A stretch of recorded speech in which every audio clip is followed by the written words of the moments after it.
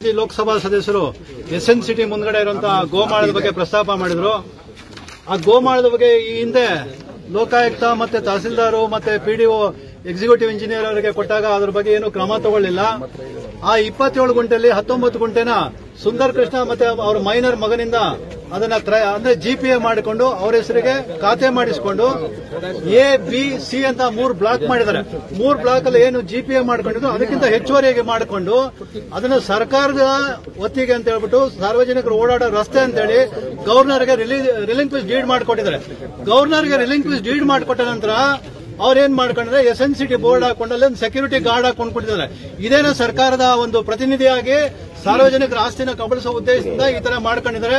ಆ ಸಂಬಂಧಪಟ್ಟಂಗೆ ನಾವು ತಹಸೀಲ್ದಾರ್ಗೆ ಮನವಿನೂ ಸಹ ಕೊಟ್ಟಿದ್ರಿ, ಮತ್ತೆ ಇವಿ ಅವರು ಕೊಟ್ಟಿದ್ರಿ. ಅದು ಏನು ಕ್ರಮ ತಗೊಂಡಿಲ್ಲ. ಈ ಒಂದು ಜಮೀನುಗಳನ್ನೇನು ಅವರು ಸ್ವಾಧೀನಕ್ಕೆ ಮಾಡ್ಕೋಬೇಕಂತ ಇದ್ದಾರೆ. ಆ ಜಮೀನ್ ಜೊತೆಗೆ ಇದನ್ನು ಸಹ ನಾವು ಉಗ್ರವಾದಂತ ಹೋರಾಟ ಮಾಡಬೇಕಾಗ್ತದೆ. ಈಗಾಗಲೇ ಹೇಳಿದ್ರು ಎಂಪಿ ಅವರು, ಮಾನ್ಯ ಎಂಪಿ ಅವರು, ಮಾಜಿ ಎಂಪಿ ಅವರು ಹೇಳಿದ್ರು, ಸಾಕಷ್ಟು ಜನ ಅವರು ಸುಮಾರು 40-50 ವರ್ಷಗಳಿಂದ ಅವರು ಸ್ವಾಧೀನದಲ್ಲಿದ್ದಾಗೂ ಸಹ ಅದನ್ನು ಫೋರ್ಸಿಬಲಿ ಕಿತ್ಕೊಂಡಿದ್ದಾರೆ. ಫೋರ್ಸಿಬಲಿ ಕಿತ್ಕೊಂಡಿರೋದ ಕಾರಣ ನೋಡಿ, ಇಲ್ಲಿ ಒಬ್ರು ಪಾಪ ಅಲ್ಲಿ ಮುನ್ಸಿಪಲ್ ಆಫೀಸ್ ಅಲ್ಲಿ ಕೆಲಸದಲ್ಲಿದ್ರು. ಅವ್ರದ್ದು ಇಲ್ಲಿ ಒಂದು ಜಮೀನ್ ಇತ್ತು. ಅಲ್ಲಿ ಯಾವ್ದೋ ಜಮೀನ್ ಕಬಳಿಸ್ಕೊಳಕ್ ಆಗ್ಲಿಲ್ಲ ಅಂತ ಹೇಳಿ ರಾತ್ರೋರಾತ್ರಿ ಇಲ್ಲಿ ಒಂದು ಸರ್ವೆ ಮಾಡಿದಂಗೆ ಮಾಡ್ಕೊಂಡು ಆ ಒಂದು ಕಟ್ಟಡ ಕಟ್ಟಿದ್ದಾರೆ. ಆ ಸಾರ್ವಜನಿಕ ಉಪಯೋಗ ಕಟ್ಟಿದ್ದಾರೆ. ಬಟ್ ಆದ್ರೆ ಅವ್ರು 40-50 ವರ್ಷದಿಂದ ಸ್ವಾಧೀನದಲ್ಲಿದ್ರು. ಈಗ ಇಲ್ಲಿ 197 ಸರ್ವೆ ನಂಬರ್ ಇದೆ. ಆ 197 ಸರ್ವೆ ನಂಬರ್ ಸಹ ಅವ್ರಿಗೇನು ಓಟಿಗೆ ಬೇಕಾಗ್ತದೆ ಅಂತ ಹೇಳಿ, ನಾನು ಜಾತಿಗೆ 5 ಗುಂಟೆ ಕೊಡ್ತೀನಿ, ಜಾತಿಗೆ 10 ಗುಂಟೆ ಕೊಡ್ತೀನಿ ಅಂತ ಹೇಳಿದ್ರೆ ಯಾವ ಜಾತಿಗನ ಕೊಟ್ಕೊಳ್ಳಿ. ಬಟ್ ಆದ್ರೆ ಅಲ್ಲಿ ಸ್ಥಳೀಯವಾಗಿ 30 ವರ್ಷ 40 ವರ್ಷದಿಂದ ಸ್ವಾಧೀನದಲ್ಲಿದ್ದಾರೆ. ಅವರಿಗೆ ಅದು ಕೊಡೋದಕ್ಕೆ ಅವರು ಪ್ರಯತ್ನ ಮಾಡ್ತಲ್ಲ. ಕೇವಲ ಓಟಿನ ರಾಜಕೀಯ ಮಾಡಬೇಕು, ಇದಕ್ಕೆ ಮಾಡಿದ್ರೆ. ಈಗ 247 ಸರ್ವೆ ನಂಬರ್ ಇದೆ. 247 ಸರ್ವೆ ನಂಬರ್ಗೆ ಈಗ ಇದು ನಾವು ಒಕ್ಕಲಿಗರ ಸಂಘದಿಂದ ಇಲ್ಲಿ ನಾವು ಒತ್ತುವರಿ ಮಾಡ್ಕೊಂಡಿದ್ರಿ ಅಂತ ಹೇಳಿ ನಮಗೂ ಸಹ ನೋಟಿಸ್ ಕೊಟ್ಟಿದ್ದಾರೆ. ಒಕ್ಕಲಿಗರ ಸಂಘ ಒಂದು ರಿಜಿಸ್ಟರ್ ಸಂಘ ಇದೆ.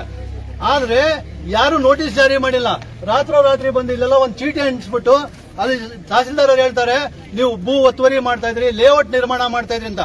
ತಹಸೀಲ್ದಾರ್ ಆಫೀಸಲ್ಲೇ ಎಲ್ಲ ಇದೆ. ಇದು ಕನ್ವರ್ಷನ್ ಆಗಿರೋ ಜಮೀನು. ಇದು ಸೈಟ್ ಕೊಂಡ್ಕೊಂಡು ನಾವು ಇಲ್ಲಿ ಸಂಘ ಕಟ್ಟಿರೋದು.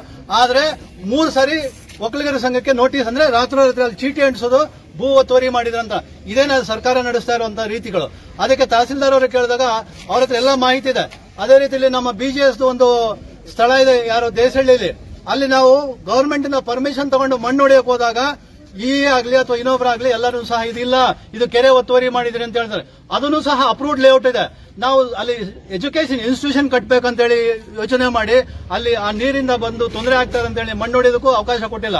ಆನಂತರ ನಾವೀಗ ಮೈನ್ಸ್ ಅಂಡ್ ಜಿಯಾಲಜಿ ಅವರ ಹತ್ರ ಪರ್ಮಿಷನ್ ತಗೊಂಡು ಸರ್ಕಾರಕ್ಕೆ 50,000 ರೂಪಾಯಿ ದುಡ್ಡು ಕಟ್ಟಿದ್ರಿ. ಅದು ಮಳೆಗಳ ಕಾರಣ ಎಕ್ಸ್ಟೆನ್ಷನ್ ಆಗಿಲ್ಲ. ಅದಕ್ಕೂ ಸಹ ನಾವು ಇದು ಮಾಡ್ತಾ ಇದ್ರಿ. ಅಂದ್ರೆ ಇವರಿಗೇನು ಇಲ್ಲಿ ಒಂದು 247 ಸರ್ವೆ ನಂಬರ್ ಇತ್ತು, ಅದಕ್ಕೆ ಖಾತೆ ಮಾಡಬಾರ್ದಂತ 15 ವರ್ಷದಿಂದ ಹಂಗೆ ತಡೆ ಹಾಕೊಂಡು ಬಂದ್ರು. ಈ ತರ ಯಾರಿಗೆ ಗುರುತು ಮಾಡ್ತಾರೆ.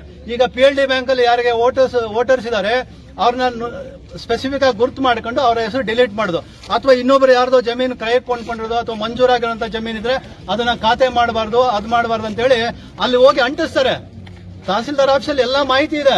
ಆದ್ರೆ ರಾತ್ರಿ ಹೋಗ್ಬಿಟ್ಟು ಜಮೀನ್ ಹತ್ರ ಅಂಟಿಸ್ಬಿಟ್ಟು ಇಲ್ಲಿ ಚೀಟಿ ಅಂಟಿಸಿದ್ರಿ, ನೀವು ತಿಳುವಳಿಕೆ ಪತ್ರಕ್ಕೆ ನೋಟಿಸ್ ಕೊಟ್ಟಿಲ್ಲ ಅಂತ ಹೇಳ್ತಾರೆ. ಅದೇ ರೀತಿಯಲ್ಲಿ ಈ 3 ತಿಳುವಳಿಕೆ ಪತ್ರಗಳು ಗೊತ್ತಾದ ನಂತರ ನಾವು ಅವ್ರ ಸ್ವಂತ ಕಚೇರಿಗೆ ಹೋಗ್ಬಿಟ್ಟು ತಹಸೀಲ್ದಾರ್ ಅವರ ಕಚೇರಿಗೆ ಹೋಗಿ ಕೊಟ್ಟಿರುವಂತ ಅಕ್ನಾಲಜ್ಮೆಂಟ್ ನೋಡಿ ನೀವು ಇಂಥ ದಿವಸದಲ್ಲಿ ನೋಟಿಸ್ ಕೊಟ್ಟಿದ್ರಿ, ನಾವು ರಿಪ್ಲೈ ಕೊಟ್ಟಿದ್ರಿ ಅಂದ್ರೆ ಆ ಸಂಬಂಧಪಟ್ಟ ಮಾಹಿತಿನೇ ಇಲ್ಲ.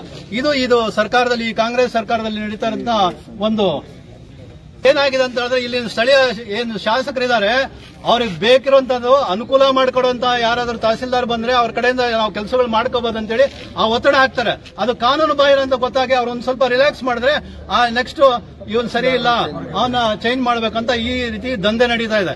ಇದೇ ಇಲ್ಲಿನ ಸ್ಥಳೀಯವಾಗಿ ನಡೀತಾರಂತ ಭೂ ಕಬಳಿಕೆ ವ್ಯವಸ್ಥಿತ ಷಡ್ಯಂತ್ರದ ಜಾಲ ಅಂತ ನಾನು ತಿಳಿಸೋದಕ್ಕೆ ಇಷ್ಟಪಡ್ತೀನಿ.